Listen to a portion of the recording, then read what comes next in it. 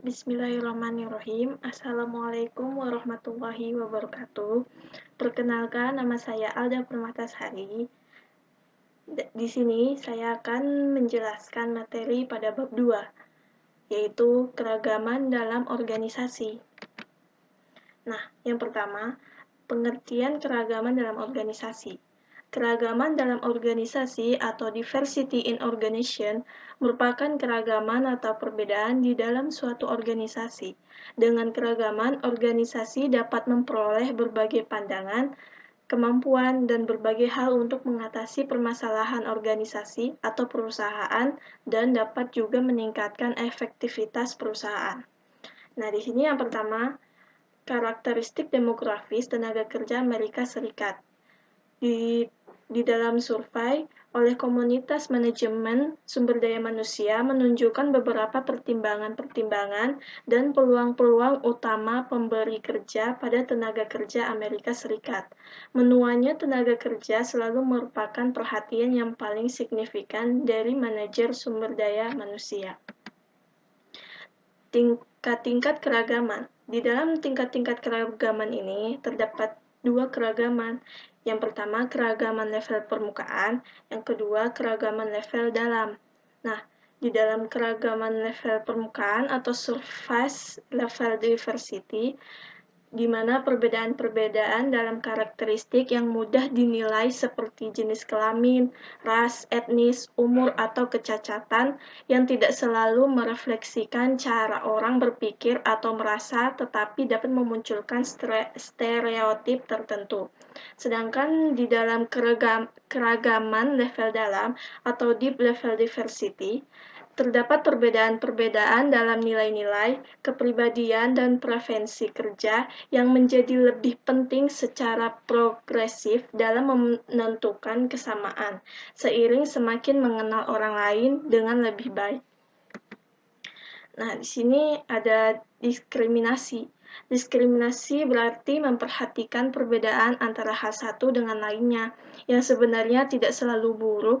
Kita sering mengacu pada diskriminasi yang tidak adil, di mana penilaian kepada seseorang berdasarkan stereotip kelompok demografis mereka.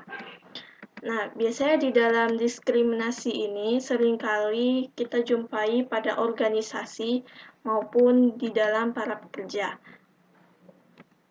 Di dalam para pekerja ini terdapat banyak sekali ribuan diskriminasi pada tiap tahunnya dan banyak sekali tidak dilaporkan. Jadi diskriminasi di dalam para pekerja ini sangat banyak. Nah, kemudian yang kedua, karakteristik biografis. Karakteristik biografis atau biographical karakteristik yaitu seperti umur, jenis kelamin, ras, dan lama bekerja yang bersifat objektif dan mudah diperoleh dari catatan personel. Karakteristik ini merupakan perwakilan dari keragaman level permukaan. Nah, yang pertama umur.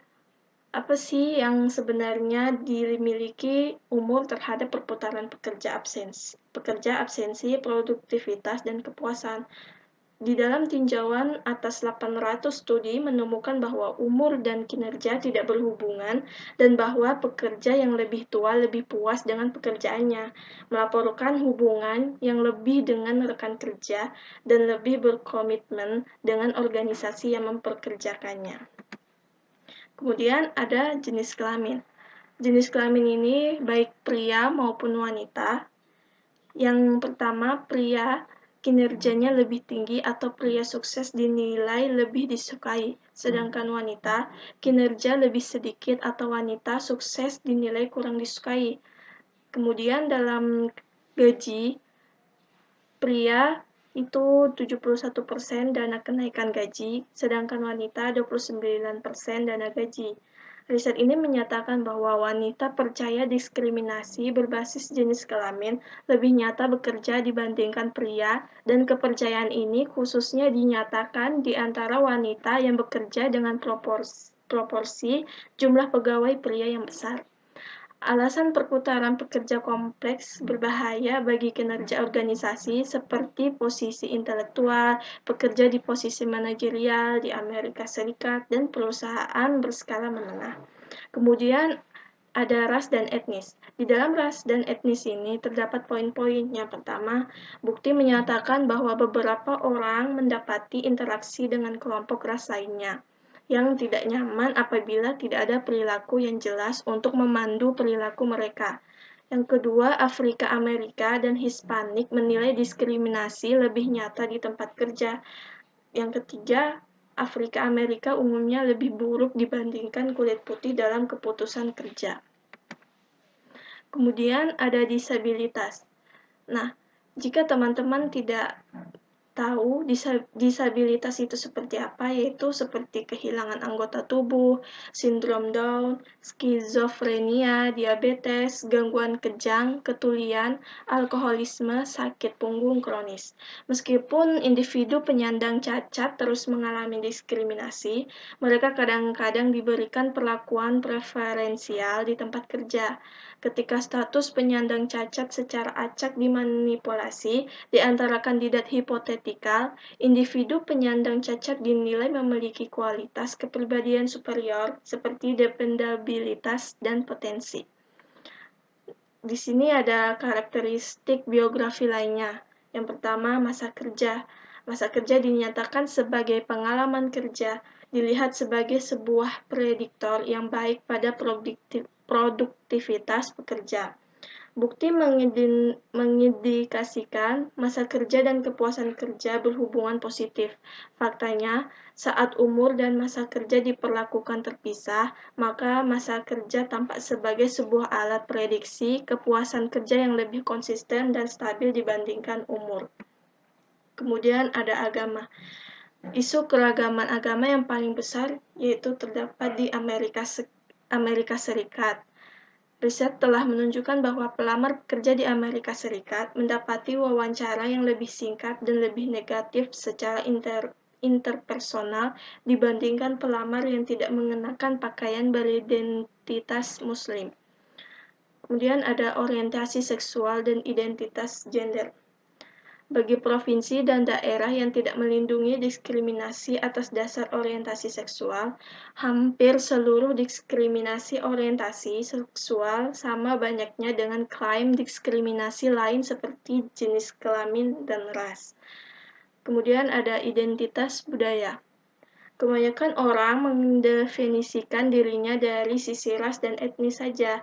Orang-orang memilih identitas budayanya dan mereka juga memilih seberapa dekat mereka mengobservasi norma-norma budaya tersebut. Norma-norma budaya memengaruhi tempat kerja, kadang-kadang menimbulkan perpecahan. Kemudian yang ketiga ada kemampuan. Apa sih kemampuan itu? Kemampuan adalah kapasitas individu saat ini untuk melakukan berbagai tugas dalam sebuah pekerjaan.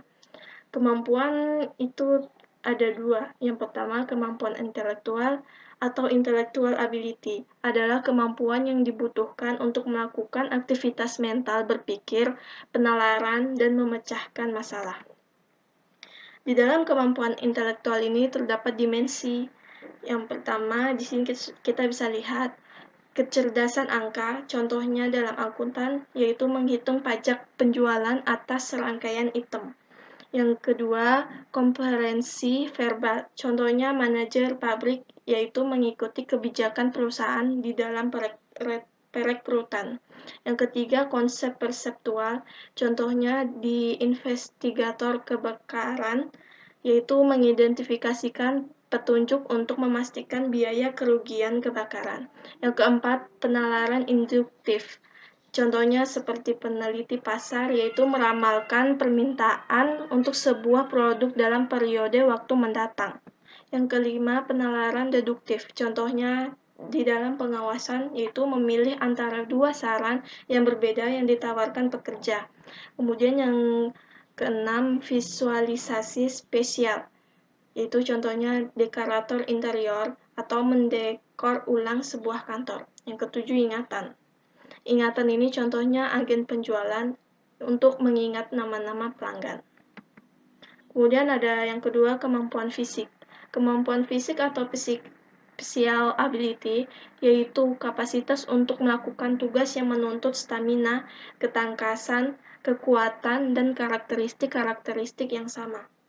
Dalam kemampuan fisik ini ada 9 fisik dasar seperti kekuatan dinamis, kekuatan otot, statis, eksplosif, fleksibilitas memanjang, fleksibilitas dinamis, koordinasi tubuh, keseimbangan, dan stamina. Kemudian ada juga peran disabilitas.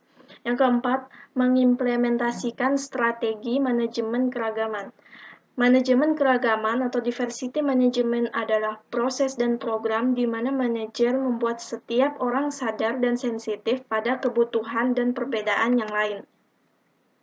Nah, dari materi yang saya sampaikan, di sini kita bisa meringkas bahwa kita memberi perhatian khusus ada 3 variabel, karakteristik biografis, kemampuan, dan program keragaman. Manajemen keragaman harus merupakan komitmen berkelanjutan yang merangkum semua level organisasi. Kebijakan untuk meningkatkan iklim keragaman dapat menjadi efektif sedemikian lama seiring dengan didesainnya mereka untuk mengakui perspektif semua pekerja. Oke, sekian yang bisa saya sampaikan. Apabila ada kesalahan kata-kata, mohon dimaafkan. Wassalamualaikum warahmatullahi wabarakatuh.